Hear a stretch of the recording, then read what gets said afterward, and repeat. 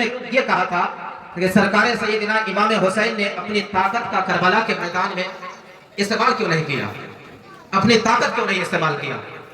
ہمارے اس بھارت میں ہی ایک اللہ والے ایک ولی کا مزار شریف ہے، جو ولی مدھیہ پردیش کے گوالیر شہر میں موجود ہے۔ ان کا مزار پاک اس گوالیر شہر میں موجود ہے۔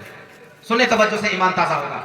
ایک مرتبہ ان کا نام ہے حضرت خواجہ غلام غوث گوالیر، کہیے سبحان اللہ۔ اللہ والا تھے، اللہ کے نیک بندے تھے، اللہ کے ولی تھے۔ بھارت کی سرزمین میں مدھیہ پردیش کے ایک شہر گوالیر، نام تو سنا ہی ہوگا آپ لوگ، نام سنے ہوں گے نا؟ سنیں توجہ سے، ایمان تازہ ہوگا۔ ایک ولی کا مزار، ایک ولی کے بارے میں ایک مرتبہ ان کے ساتھ ایک ایسی حالت ہوئی، سنیں توجہ سے، ایمان تازہ ہوگا۔ سرکار خواجہ غلام غوث گوالیر، ان کی 6 سال کی نتنی تھی، نواسی تھی، 6 سال کی نواسی۔ ایک مرتبہ سرکار خواجہ غلام غوث گوالیر کے ناتی نتنی پر چور اور ڈاکو نے حملہ کر دیا، چور اور ڈاکو نے حملہ کر دیا۔ اس کی نواسی کان میں سونے کی بالی پہنی ہوئی تھی۔ چور اور ڈاکو نے جب حملہ کیا تو اس کی کان کی لو سے اپنے ہاتھ کی انگلی اور انگوٹھی سے زور سے کھینچا کہ سونے کی بالی کو لے کر وہ چور اور ڈاکو بھاگ گئے۔ تو اس کو بڑا درد محسوس ہوا، بہت تکلیف ہوئی۔ تو وہ 6 سال کی بچی اپنے نانا جان سے کہتی ہے کہ نانا جان، یہ چور ڈاکو میرے کان کی لو سے بالی کو کھینچ کر لے کے بھاگا، ایسا کہ میرے کان کی لو پھٹ گئی ہے، خون سے اس کا تن بدن آلود ہو گیا ہے، وہ خون سے لت پت ہو گئی ہے، بہت تکلیف محسوس ہو رہی ہے۔ تو سرکار نے خواجہ غلام غوث گوالیر نے اپنی طاقت، اپنی کرامت دکھائی۔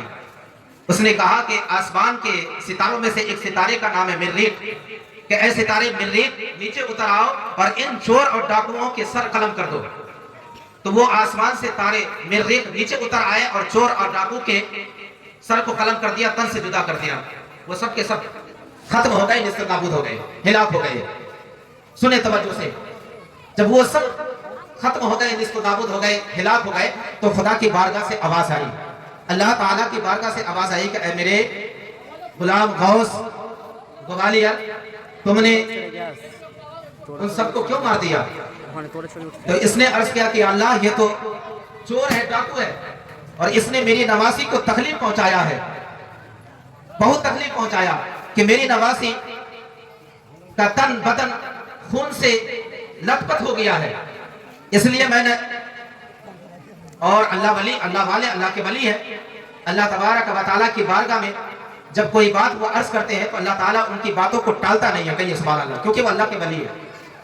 اللہ تبارک و تعالیٰ فرماتا ہے، خدا کی بارگاہ سے آواز آتی ہے کہ اے غلام غوث، تم نے ان لوگوں کو کیوں مار دیا؟ بولا یہ لوگ چور ہے، ڈاکو ہے۔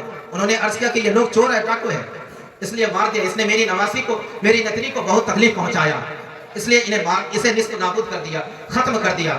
تو اللہ تبارک و تعالیٰ کی بارگاہ سے آواز آتی ہے کہ یہ چور ہے، ڈاکو ہے، لیکن بندہ تو میرا ہے، لیکن بندہ تو میرا ہے، تم نے اسے کیوں مار دیا؟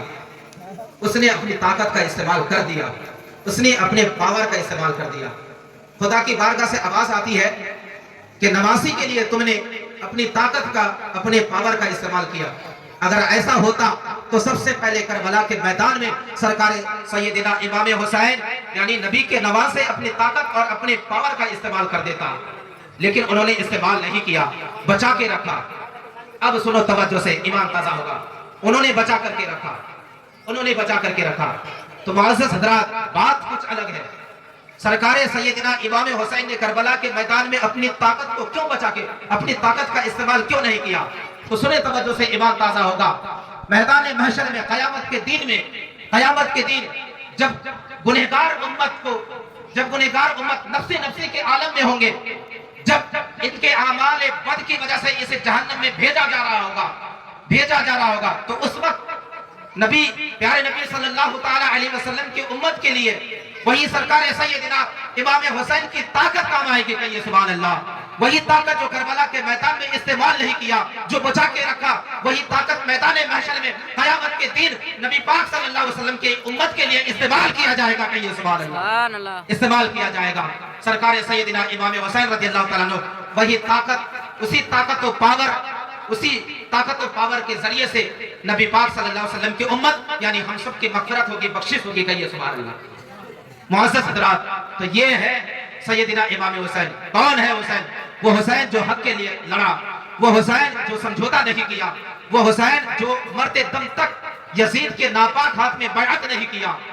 आज हम हुसैनी अपने आप को कहलाते हैं और वैसा काम करते हैं जो यजीदी वाला काम है ना। जो हुसैन अपनी ताकत का मेरे लिए इस्तेमाल अपनी औलादों के ऊपर, अपने जान पर नहीं किया, ताकि यही ताकत क़यामत के दिन महशर में मेरे प्यारे नबी, मेरे नाना जान के उम्मत पर इस्तेमाल किया जाए और वो जन्नत के हकदार बन जाए। कहिए सुभान अल्लाह। आज हम अपने आप को हुसैनी कहते और नमाज का पाबंदी नहीं है, हम झूठ बोलते, बेईमानी करते, जुल्म सितम करते हैं।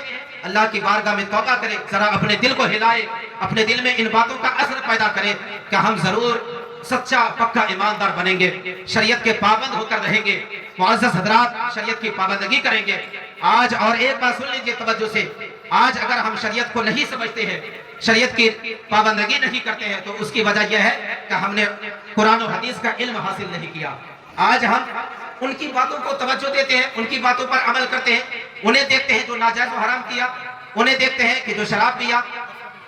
मान लीजिए कि कोई मौलवी झूठ बोलता है, कोई मौलवी, मान लीजिए मैं ही झूठ बोलता हूं, आप मुझको देख करके झूठ बोलेंगे क्या? आप कुरान को देखिए, हदीस को देखिए कि कुरान क्या बोलता है, हदीस क्या बोलता है, कुरान को देखकर अमल कीजिए। कुछ लोग ऐसे बोलते हैं मौलवी खुद नमाज नहीं पढ़ते, हम क्यों नमाज पढ़ेंगे? तो क्या मौलवी कोई आपके नमाज न पढ़ने के लिए दलील है? नहीं, ये दलील नहीं है। कोई कुछ करता है करे, आप उन लोगों की तरफ नजर ना कीजिए जिन्होंने गुनाह किया, जिन्होंने बद काम किए, बुरा काम किए, बल्कि आप उन लोगों की तरफ देखिए जो नेक काम किए। कहिए सुभान अल्लाह।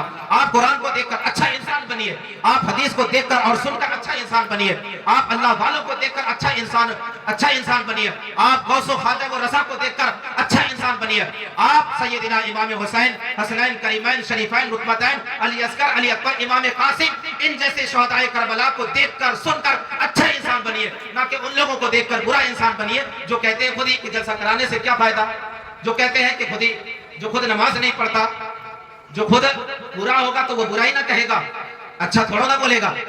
इसलिए बुरों की नकल ना कीजिए।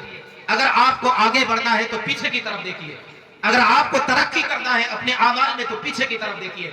पीछे की तरफ देखने का मतलब यह है कि अपने बुजुर्गों को देखिए। हमसे पहले जो 100 साल पहले बुजुर्गान दीन आए, उन्होंने जो हजारों किताबें लिखी है, उन्होंने अपनी किताब में क्या लिखा, उन बुजुर्गों को देखिए। सरकार आला हजरत को देखिए, सरकार मुफ्ती आजम हिंद को देखिए, सरकार ताजुल शरिया को देखिए, सरकार ख्वाजा गरीब नवाज को देखिए, सरकार गौसे पाक को देखिए, सरकार महबूब इलाही को देखिए, सरकार मखदूम साबिर को देखिए, सहाबाए किराम को, ताबईन को, अंबिया और रसूल को देखिए। उनके तरीकों को देखकर अपनाइए और उस पर चलने फिरने की, उसकी नकल करने की कोशिश कीजिए, तो फिर आप दुनिया में भी कामयाब हो जाएंगे और आखिरत में भी कामयाब हो जाएंगे। कहिए सुभान अल्लाह। आज लोग मुसलमान दुनिया के बदले में दीन को बेच रहे हैं, दुनिया के खातिर दीन को बेच दिए। 2-4 पैसे कमाने के चक्कर में जानबूझ करके, जानते हुए कि भी ये नाजायज है, ये हराम है, वो करते हैं।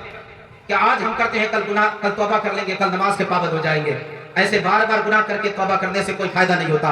मुअज़्ज़ज़ हज़रात, आप अली को देख करके सबक सीखिए, हसनैन करीमैन को देख के सबक सीखिए, माँ और बहनें हजरत फातिमा को देखकर सबक सीखिए, हजरत फातिमा का किरदार अपनाइए कि उन्होंने कैसा किरदार, कैसा तरीका अपनाया, किस तरह से अपनी जिंदगी गुजारी, किस तरह पर्दे में अपनी जिंदगी गुजारी, किस तरह नमाज की पाबंदगी की, किस तरह रोजा रखा।